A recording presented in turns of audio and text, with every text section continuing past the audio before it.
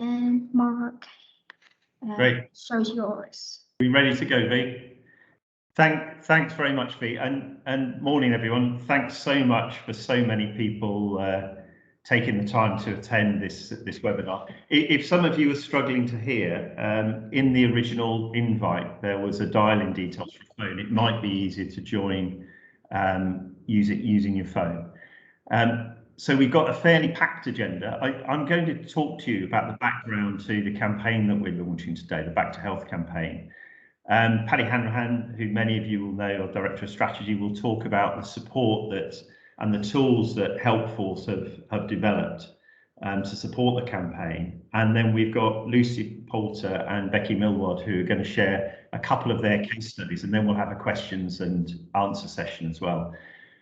It's important to know that we've been working on this over the last 2 or 3 months, and we've been actively engaged with 30 trusts across the country, really to get their views on the campaign. And we've already had some early adopters, and the case studies that we're sharing come from those early adopters. So really just to give you some background to our thinking about this campaign. If we look back to that time before COVID, if any of you can remember that, there was emerging evidence around the impact of volunteering for staff and patients in the NHS. The Volunteer Innovators Programme that a number of trusts engaged with, that was funded by NHS England and delivered by Helpforce, started to capture evidence of the impact of volunteering in NHS trusts. And we were starting to see an increased traction and growing in volunteering across NHS trusts. Fast track then to COVID, and the response that we saw to the COVID crisis was a fairly mixed response across NHS trusts. There were a number of trusts who rightly stood down a lot of their volunteers through nervousness around health and safety considerations. A number of trusts who obviously stood down their volunteers who are in the shielded category. Many trusts actually ran their volunteering down to zero, but there were many trusts who actually grew their volunteering and recruited at pace hundreds of new volunteers and perhaps more diverse volunteers. So quite a mixed picture within NHS trusts. But what we saw outside the hospitals were hundreds of thousands of people, millions of people volunteering for NHS responders to support people who are being shielded. We saw mutual aid groups coming to the fore, hundreds of thousands of people in local communities supporting very vulnerable people in their own communities. And we saw the massive response to the vaccination campaign. And really, if we think about the success of the Vax campaign and we think about the success of the support that was offered to shielded people, none of that would have been anywhere near as successful if it wasn't for that mass mobilisation of volunteers. I think the other thing that we saw, which was really positive, was this much greater community integration. So work between NHS trusts and community groups became much more visible, and perhaps community-based volunteering became more visible to NHS trusts. And I think that is one of the really positive legacies of COVID. Let's think now about the crisis that we're looking at and we're facing over the next 2 or 3 years, and it's very well documented. The significant increase in waiting lists and the impact on staff, patients, and the system of people being on extended waiting lists.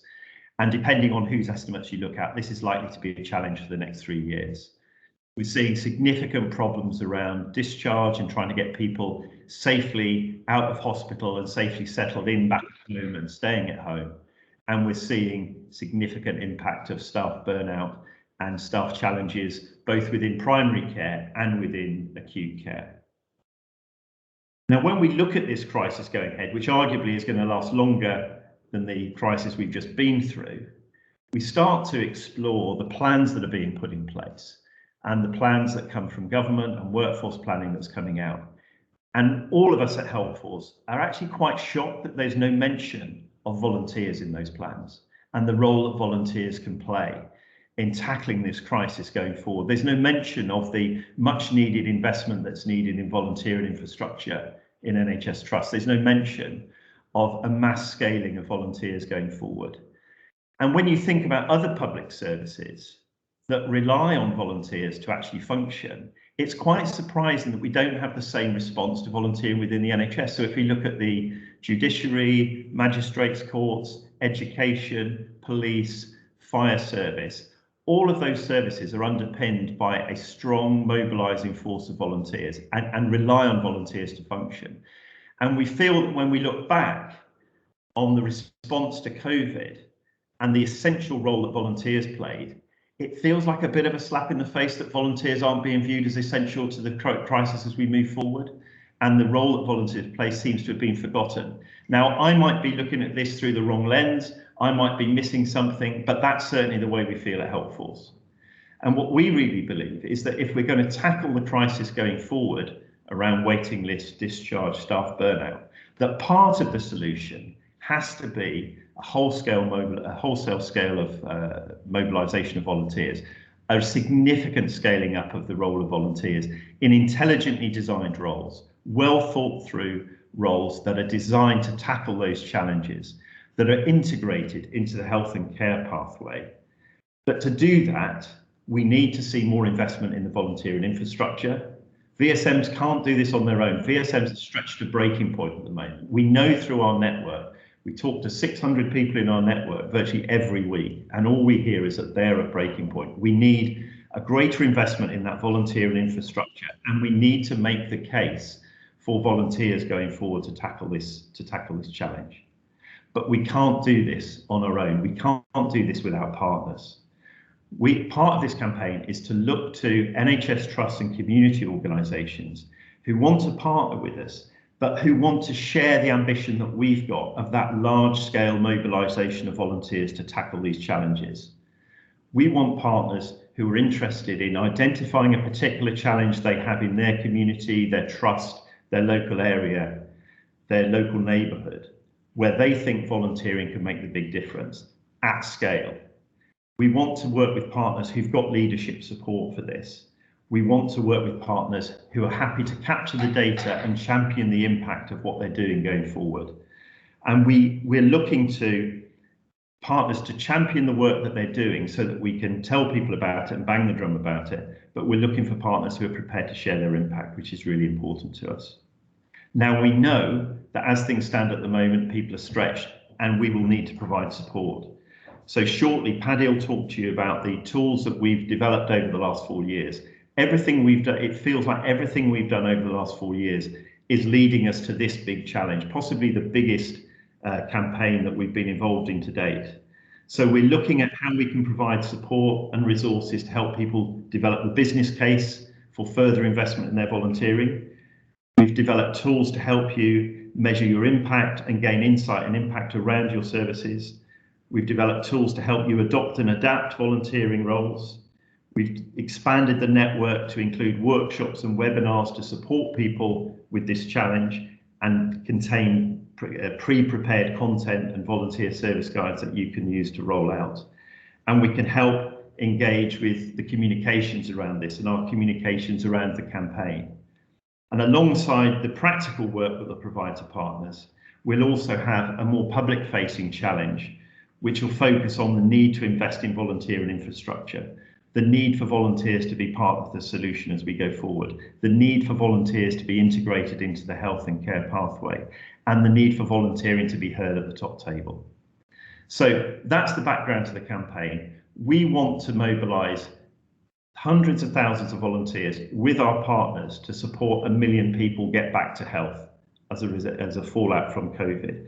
And we've developed the tools to help us do that. We've got 30 trusts that we're already talking to that have helped us shape this campaign, but we want many more to join us. And if you're interested in learning any more about this, learning any more about the resources that are available, then just put your details in the chat box and we'll capture that and we'll come back to you. So quick and easy to start to engage with the campaign, details in the chat box, and we'll come back to you. But I'm going to shut up now and I'm going to hand over to Paddy, who'll just share with you some more details around the support that we can offer you. We're now going to very technical savvy. We're going to change chairs and be back in a minute.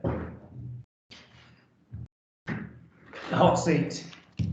Morning, everyone. I'm Paddy, Director of Strategy Innovation at Helpforce. Thanks for your time this morning. So what Mark talked about there, and the ambition of the Back to Health campaign is about trying to get volunteering working at far greater scale. Helpforce is 5 years old now. And a great ambition we had from the start was really that volunteering, we felt, was a huge missed opportunity in NHS and increasingly so as we look out to integrated care systems and the place-based partnerships. There is so much potential. COVID taught us that people desperately want to help at every level, from their neighbourhoods, through to working on the national schemes. We've got to tap into that if we're going to get the NHS back off its knees in the next few years. Some of the things that we've been working on the last few years, and we're now trying to kind of scale up in terms of offering help. These are things that we know that we're going to help you. This change only happens through you guys. We're here in the background to try and help you succeed. But there are things that we want you to do and succeed at scale. And that's really been the focus for us in the last few years of building the different offerings that are going to support you and back up this campaign. I kind of categorize it into a few different areas. Raising the bar, which is essentially about the network. I mean, the network now has been established for a number of years, and actually looking through the invite list today, I think, credit to Sally and the team, most of the people on this call are already part of our network, and if you're not, please do join. But what the network has given us is a community, and it is a place where people can go to say, this is tough, I've got this challenge, I need help, how do I connect with my leadership? How do I find funding? And that's our first kind of port of call for all of our partners. It is having that community and having that support from us, but more importantly from your peers. The Helpforce network, though, crucially, is more than just a community. It's about a place where we can raise the bar and we can improve. And we've done hundreds of sharing and learning webinars over the years, and we're now starting to push that much more into a place of actual professional development. And raising the capability of you, our partners, is absolutely critical if we're going to succeed with this campaign and really get volunteering up to where it should be. This is backed by our Connect website, and you can see there, the member numbers, the number of organisations we've got in the network now is great. And Helpforce started from a place in hospitals, but really where we are going now is looking across that whole integrated care pathway. And it was fantastic today to be joined by so many voluntary sector partners, local authorities, as well as ICS and place-based. In terms of making the case, this is a relatively new offering for us that we've been focusing on since we did the work around ICSs, and started off with a lot of work we did around making the case to leadership and trying to make leadership aware, through trusts and into the health and care partnerships and out into community, of the importance of volunteering and the role they can play in tackling the big challenges around workforce and integration and prevention. And COVID really was fantastic for that. I think pretty much every leader we talk to week in, week out right now, volunteering is on the agenda, which is fantastic. But we're not always seeing it backed up by action, and certainly not by enough investment. Volunteering is not free. Everybody on this call knows that. But it's also fantastic value for money, and it can deliver impact on the health outcomes that matter. And we recently had an example, and we'll be hearing, I think, from Becky at George Eliot shortly about the case study of helping Becky secure additional funding, and that's an offer now we've got as part of this campaign. The growing bit is the bit where is absolutely key to our offer, and what we've been doing in the last 12 months is trying to essentially take a lot of these offerings and make them into a bit more of a service. And when I talk about a service, it's more than just kind of doing ad hoc projects. If we're going to achieve scale and we're going to try and support as many organisations as possible, we've got to run things as a service. And that means having digital tools so people can access things easily at scale. It's about having good set processes, flexible, but strong processes that have been co-designed and tested with you and plenty of you to know they work, and to be able to put that into a service that brings the best of our experience and our expertise and our tools and other organisations' perspectives into those services. And a couple of examples here are our innovation service, where we've done countless projects with trusts and now increasingly out into communities of projects where we work with you from that starting problem, and we co-design a solution that can achieve the health outcomes you need Plenty of examples now in hospital trust where we're working on discharge with a dozen or so trusts at the moment, falls prevention out in the community with Kingston and Laura, who I can see on the screen right now. And also another project recently we just started with Epsom, a place-based project, which is actually trying to bring together all of the players, Epsom Hospital, the local authorities, driven by the voluntary sector who are driving the project. And we're helping look at the frailty pathway and say, where are the pinch points on the frailty pathway? Where is there volunteering support already, but where can we ramp that up? And where are those great examples out in the community of charities who are doing fantastic stuff that maybe the frailty pathway has no idea they exist? But it's essentially trying to do projects like that where it's true integration and we're all coming together to solve a common problem. The Adopt and Adapt service is essentially something that came out of our Volunteering Innovators programme. And what we realised when we sat down in England and first thought up that programme 3 or 4 years ago was there's lots of fantastic volunteering interventions, but actually there's some that really are high impact, and they are the ones that give the greatest impact on patients, on staff, and on the hospital organisations themselves, and on trying to get what people want, which is out of hospital, staying out of hospital well, and staying well at home.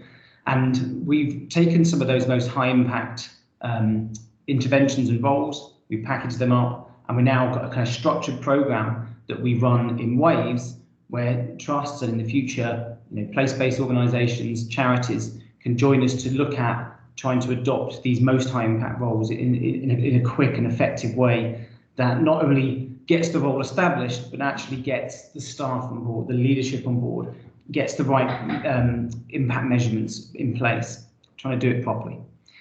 And then finally, my baby, the Insight and Impact service, where we're trying to essentially take a lot of the good work we're doing and evaluate it. So we've done a lot of work in the last few years trying to make the evaluation process really, really effective, delivering hard evidence, not just counting volunteer headcount, but trying to take what is the volunteer contribution and delivering it back against hard evidence outcomes. What's the evidence of what's the impact of these volunteers against length of stay, about readmissions? How are they helping staff do their job better? How are they improving patients' log? And those hard measures is what the Impact Insight service is about.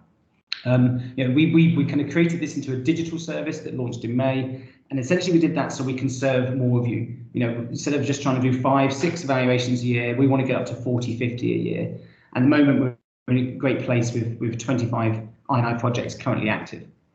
So that's some of the tools and the services that are here for those of you who join the campaign and become partners of us. And we look forward to working with lots of you. Thank you.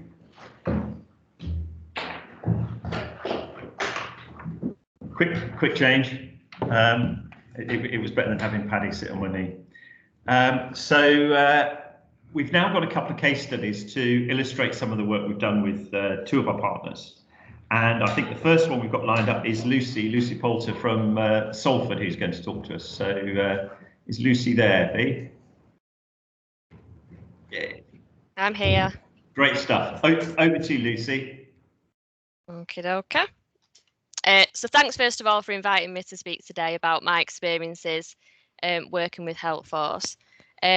So a little bit of background to our organisation. So Salford Royal is one of 4 acute hospitals which forms the newly established Northern Care Alliance Foundation Trust. So the Northern Care Alliance is an NHS Foundation Trust which was created by bringing together 2 NHS trusts, which are Salford Royal NHS Foundation Trust and the Pennine Acute Hospitals NHS Trust. So our patients and service users receive a range of integrated health and social care services at home, in the community, or they're treated at one of our 4 hospitals, which are Salford Royal Hospital, the Royal Oldham, Rochdale Infirmary and Fairfield General Hospital in Bury.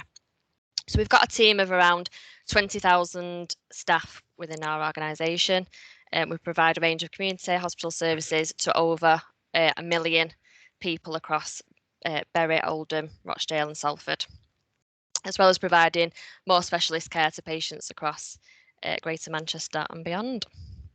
So that was a bit of a background to our organisation as a whole. So what the challenges were with our volunteer team that we were facing before we were introduced to Helpforce a few years ago. So Salford Royal started to work with Helpforce back in 2018 or 19, I always forget, as part of the VIP programme. So the challenges that the team were facing at the time were like a lot of services.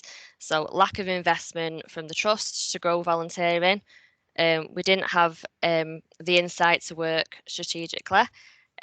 Volunteering was seen in the organisation as a nice to have service from our senior leaders, and sometimes it felt like we were more of a tick box exercise than anything impactful.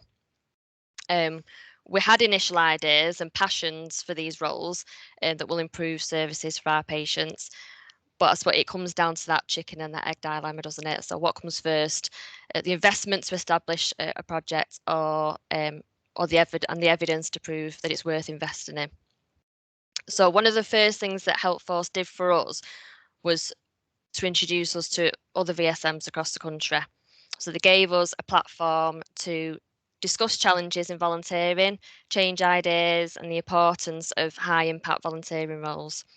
So we work closely with our dedicated regional lead from Helpforce, who supported us in project planning, speaking with our senior managers in the organisation, championing the importance of our volunteers and their work. And they also supported us in a new challenge, something that we hadn't done before, and that was following their insight and impact framework to evidence improvement in outcomes for volunteers, staff, patients and the trust. So we attended learning sessions, we were coached by their I&I experts to map out potential outcomes, develop a theory of change, create a data collection plan. And we've continued to use this framework more recently with Mark, with our newly created responder role and our revamped dining companion role. So we continue to attend their webinars and utilise all their I&I tools on the website, which makes the whole process of planning your projects of insight and impacts a lot more slicker and foolproof. Some of the outcomes to working with Helpforce on a personal note for my professional growth and development, from being quite new to the world of volunteering back when we started in sort of 2018 and 2019, having that training and that coaching, that one-to-one support has given me the confidence to challenge and champion volunteering within my own organisation at a senior level. Helpforce created a high-level evaluation report for us on the back of the VIP programme on the outcomes of our dining companion project, which have made our clinical and management teams really stand up and listen. So following this, we've been encouraged and supported internally to create a business case for much needed investment to ensure the sustainability of the service. We've also had the backing from our chief finance officer, who saw the evaluation report that Helpforce did on our dining companion project and really actually is championing this business case and really pushing it through. So that's really good news for our team. So for me why I would urge other organisations to join the campaign, for me joining that Back to Health campaign and having the opportunity to partner with Helpforce is just a no-brainer, really. To have experts in your corner helping to bridge those gaps in knowledge and expertise is priceless. And the majority of volunteer departments are notoriously small, with our own trusts, QI teams and data teams all under pressure with the demands that have come off the back of COVID. It makes more sense now, I think, than ever to join this campaign, to be able to utilise their skills and their services to accelerate the growth and impact of your volunteering, so that volunteers can play that part in rebuilding of our health and care and communities. The end. Lucy, thanks so much, Lucy. And I think it's really important to say that all of our learning has come from working with you guys.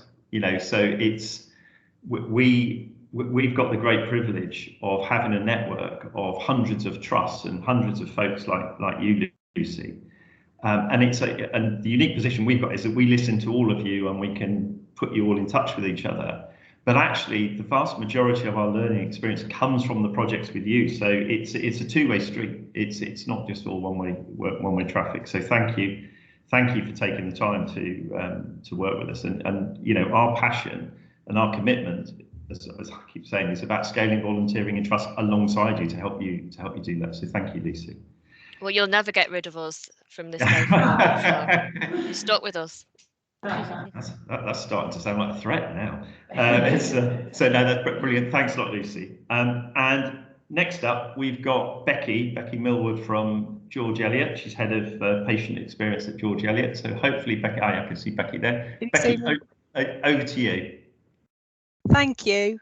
Thank you for inviting me. Yeah, so my name's Becky Millwood. I'm Patient Experience Manager at George Eliot Hospital. George Eliot is a district general hospital.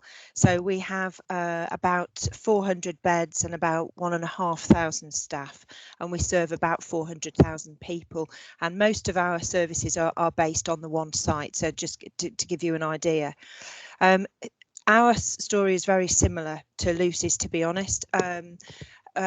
Before we sort of got to work with Helpforce, what we hadn't really got a lot in place. We'd heard from Nancy at Barts about the responder model, and were massively inspired by that, and really felt that we could create something similar at George Eliot, but we really didn't know where to start. We were also trying to secure funding to create a dedicated voluntary services department, as we didn't have any budget or dedicated staffing resource, but we had lots of volunteers and lots of local people expressing interest in volunteering. And then when the pandemic hit, there was obviously this massive focus on volunteering and how volunteers could support the response. And we wanted to offer some really meaningful, really helpful opportunities and channel all of that support to where it was needed most. So when we first sort of tentatively reached out to local people and said we might need some help here, we had over 200 applications in less than a week. Helpforce have been absolutely amazing. They really have. They helped us to plan and design and create our responder model. They gave us the project plan templates to make that happen. The impact measurements were so crucially important. It's something we hadn't really factored that in. We weren't really understanding the importance of gathering the sort of baseline data so that you could, evidence the impact that the volunteers were having. And they also have acted as a critical friend, somebody that you can bounce ideas off of, which is really important, not just about the challenges that we're facing, but just generally about volunteering as a whole. And one of the big things that came out of it is that we were able to expand our volunteering offer so that we got a more diverse group of people volunteering, particularly younger people who are very, very interested in the responder model and their ability to volunteer to do a task rather than to sign up for a role. They also helped me to develop a business case, which was just so important. And, they suggested statistics that I could use to evidence the impact of volunteering, and also, really importantly, help me pitch it at the right way to the trust board, which made them really sit up and listen. And it was that sort of strategic advice around, innovation and best practice that really sort of helped with that, and it made that link, which was really useful for the board, I think, and was very successful. Also, they helped me design a volunteering strategy, really good sounding board on how I could put that together and what it would look like, and helped me to consider sort of the key aims, which for us was around how volunteers could reduce seasonal pressures, improving patient and carer experience, releasing staff time to care, and increasing capacity and flow. I think the one thing that I really like about the support from Helpforce is that it's been very, very consistent as well, and very regular support. So they feel like they're part of your team. They feel like they're with you in the hospital all of the time. And so Maxine that I work with, she understands, you know, as a team, our strengths and weaknesses, my strengths and weaknesses. She understands the challenges that the trust are facing, and she understands the capacity. And she also knows what we're trying to achieve and what we want to do. And she does, she keeps us in check when we get a little bit carried away and the scope of the project begins to creep quite a bit. And Maxine and Giles are helping me to reach out and work across boundaries now, because there's been quite a lot of interest locally on what we've been doing at George Eliot, and we've been asked to develop a North Warwickshire strategy, volunteering strategy across place, which is a personal challenge for me, and is great because it's stretching me in terms of career development. In terms of the tools and support, there were things like project plan templates, lots of advice. The webinars are fantastic. One-to-one sessions, you know, the coaching and mentoring is really helpful, and the shoulder to cry on at times is also very welcome. The things that we've achieved together, well, the responder model has been developed and is rolled out across the trust, and we're developing that further now. The business case was successful, and so now we have a voluntary services team with 2 new posts that have been recruited to it, and the service is really in the spotlight across the trust. And you know, I'm really proud to say I believe that we've got, you know, good reputation for innovation and being really responsive. And as I say, I'm now working with North Warwickshire Place to take what we've learned at George Eliot and expand that across the northern part of the county. My suggestion to you is definitely take up the support that Helpforce are offering. You're really missing out, I think, if you don't. They have been really essential for our success, and they can help you channel that support to where it's most, you know, most needed. And I think they can grow the profile of your service and help volunteers play their part in getting the NHS back on its feet again. They've got an absolute wealth of experience and advice and support, and I think that you know, they will definitely be able to help you to create some really meaningful, useful volunteering opportunities that will support your patients, their families, services, and staff. Thank you. Thanks so much for that, Becky. It's really helpful, and thanks for the nice things you said about the team as well. I think just reflecting on that,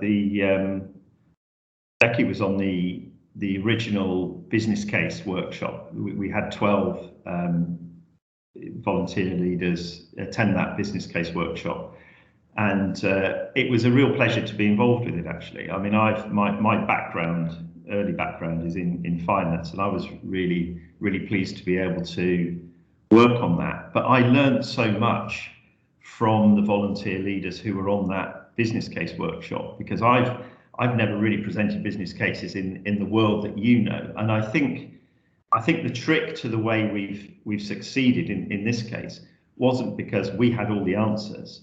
Actually, the 2 of us had the answers. So you had your perspective, we had our perspective, and bringing those 2 things together made a really impactful proposition. So I don't want people to go away with the thinking that actually Helpforce have got all the answers. Actually, it's working together. That's when the magic happens. It's when you're working with the volunteer leaders who've got that passion, got that sort of commitment, but also got that real understanding of the environment that they work in. And all of you on this call will have that. And we're just a part of that mix. And I think that's what's important. And as I said at the start, we share your passion for volunteering. We share, you know, we see your frustrations at, you know, within your organisations and environments for growing that volunteering. And all we're trying to do is to perhaps step back. I mean, we are physically stepped back from your environment. You're in it day to day, and just maybe help you look at things slightly differently and think about ways in which we can challenge people to think differently. And I guess that one of the challenges for us is to make that leadership case, is to win the leadership, you know, the hearts and minds of leadership. And it's our view that as we start to get senior leaders on board and engaged with this, as we're doing through the cases that we've spoken about today, we'll get them to speak to other senior leaders it won't be us persuading directors of finance and chief executives and chief nurses. It will be directors of finance and chief nurses from other trusts telling their peer group about this. And so building up that advocacy network is going to be a really important part of the campaign, and fueling that with the evidence of impact that we've made. And I think I go back to what I said. This isn't about how do we set up a volunteering project with 6 volunteers and sort of nibble around the edges. We're looking at a major crisis. We see what's happening on waiting lists. We see what's happening to people in their own homes. We see what's happening to staff. This isn't going to be resolved by a few volunteers here and there. This is going to be resolved by tackling these challenges with a wholesale scaling up of volunteering in the same way that we tackled the vaccination programme and in the same way we tackled shielding. 2 incredibly successful programmes through NHS responders and local community groups. We've got to apply the same ambition to this programme, and it's really those people who are interested in sharing that ambition that we're keen to talk to and work with. So thanks to Lucy and Becky for sharing their experience. We've now got some time for questions. And V, I think you're going to help us manage this. I've seen lots of questions. So the one thing I would say is that we've got limited time, but we'll do as many as we can. But those that don't get answered, we'll certainly answer them and circulate those around everyone who's attending. So V, are you going to help me with this? Perfect. Thank you so much, Mark. I just want to let you know that I have activated all of your cameras and microphone now. So if you want to raise your hand and ask questions directly, you can do that. So just use the raise your hand function. So the first question, we're going to go with Jenny Hepworth. Jenny asks, I think this is a question for Lucy. I don't know if Lucy, can you turn on your camera back again, and Becky as well, if that's okay. So can you tell us what the projects involved and what they were helping? So a bit more details, I guess, the project that we work with you, Lucy.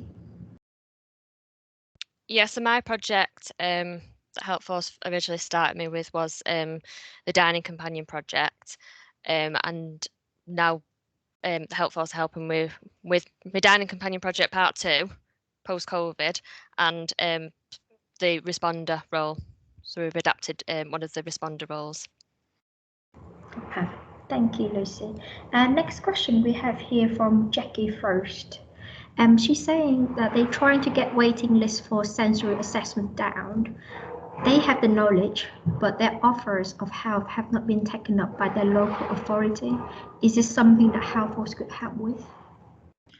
It's a really interesting one on waiting lists.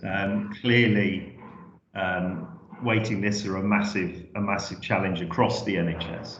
And we hosted a workshop last week, which I think a number of you on this call attended. So we had 12 people interested in looking at how volunteers could play a part in supporting people on waiting lists. And from that, we've developed great insight around the impacts on staff, patients, and the system itself, and also captured ideas for how volunteers could provide support to staff and patients on waiting lists.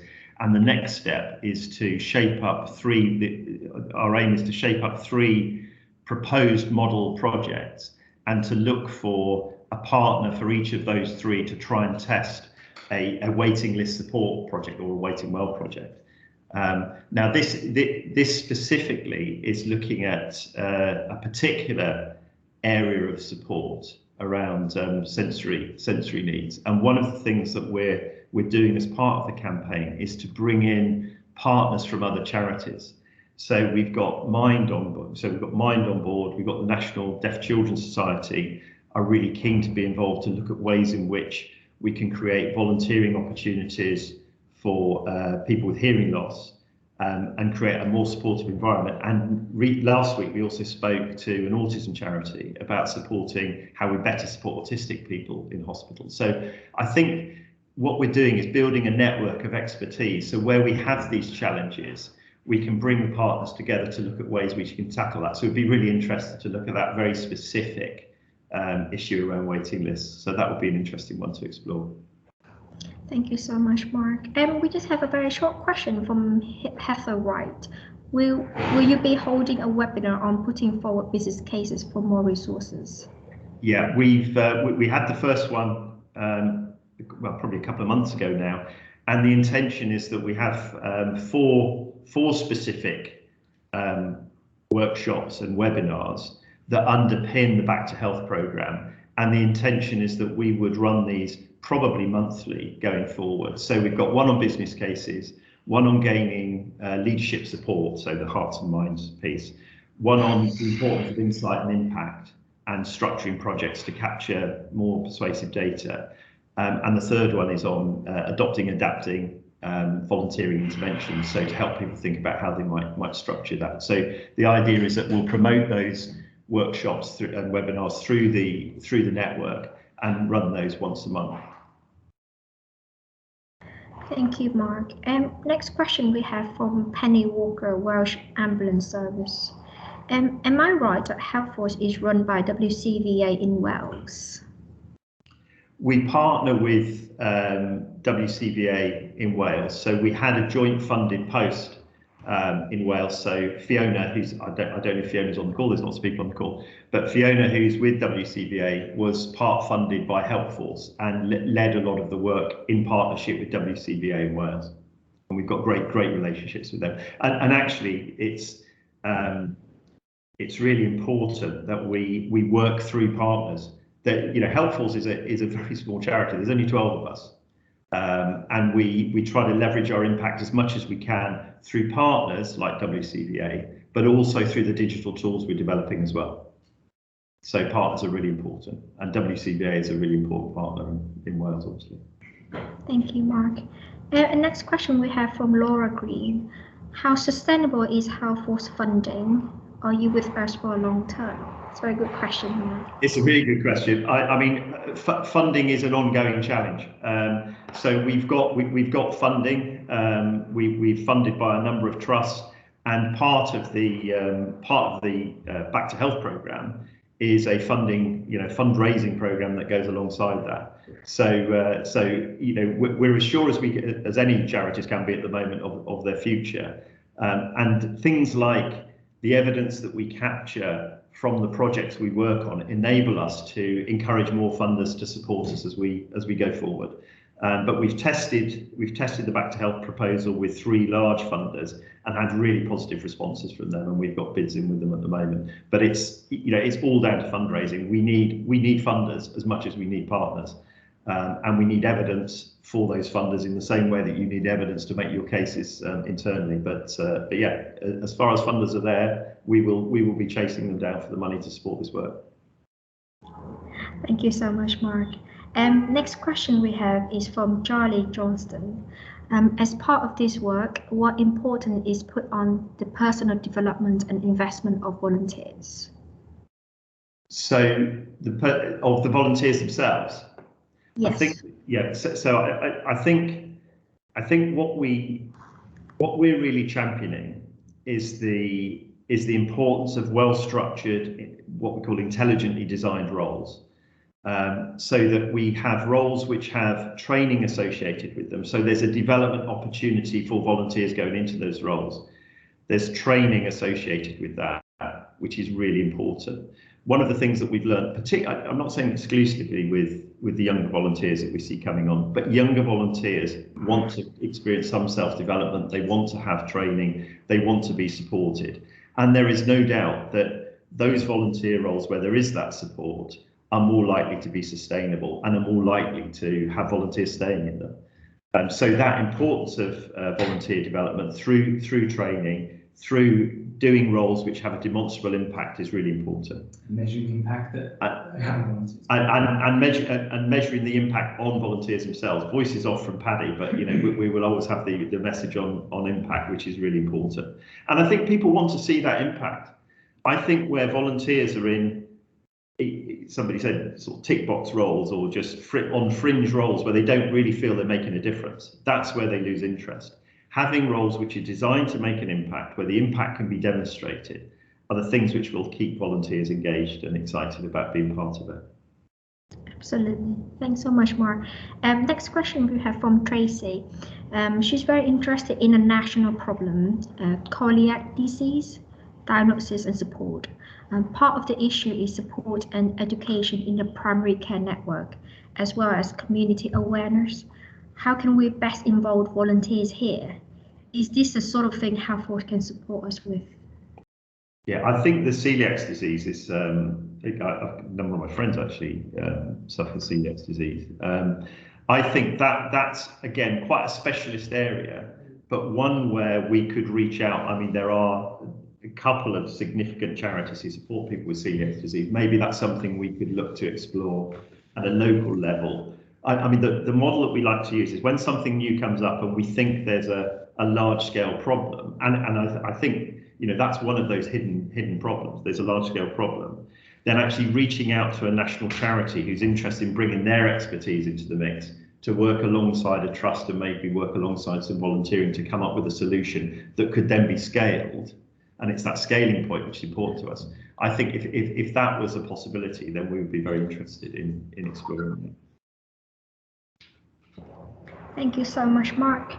This is a very short question from Kim, but I think I can respond to that. Kim just asked, when will the recording be available? It will be next week, Kim. Don't worry, you won't miss anything, and with the slides as well, so you can share with your colleagues. We still have a few minutes for questions, so you can raise your hands now, and we can come to you. If not, then we will just, anyone want to ask the last question? Or is this too much now? A lot of people to ask a question in front of, isn't it? It's. Don't worry. If you want to give us, send us questions later on, you can always do that.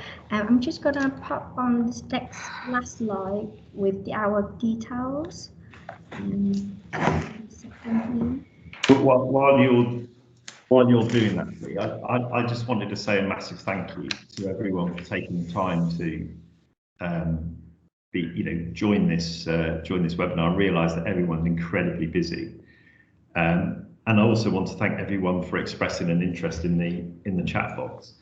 As I say, we're really keen to talk to people who share our ambition around scaling volunteering, where you've got that leadership support, and where you're keen to capture data, insight, and impact. And for some people, it just takes time to reflect. As I say, there's only 12 of us, so there's a limit to how many people we can physically support at any one time. But we're keen to really create a momentum and a movement behind this. And I think it's really by showcasing great examples of great practice and sharing those across the NHS and community network to inspire others. That's the way this will gain momentum. It won't be by me, Paddy, Maeve, Sally banging on about it. It'll be by NHS success stories, talking to other NHS success stories, and I think that's going to be the key part of it. And we're doing this, and we're going out to funders tirelessly to try and fund this campaign because we believe in it. We believe in you as volunteer leaders. We believe in the power of volunteering, and we believe there is a big challenge that volunteering can make a big impact on, because we've seen it happen over the last 18 months, and we think it's absolutely the right thing to challenge ourselves to do going forward for the big challenges that we face over the next 3 years. So I want to thank everybody for taking part in this webinar. Thanks to V for driving and navigating this, and we really look forward to continue to work with you and to work with you for the first time if you're a first time caller. So thank you all very much indeed. It's been great to see you. And special thanks to Lucy and Becky. We really appreciate you taking the time to speak at this. I realise it's not just the time on the webinar, but there's the prep beforehand. So thank you very much for that. And have a great day, everyone, and hope to speak to you all soon. Thank you so much, everyone. Thank you. See you for now. Bye now. Bye.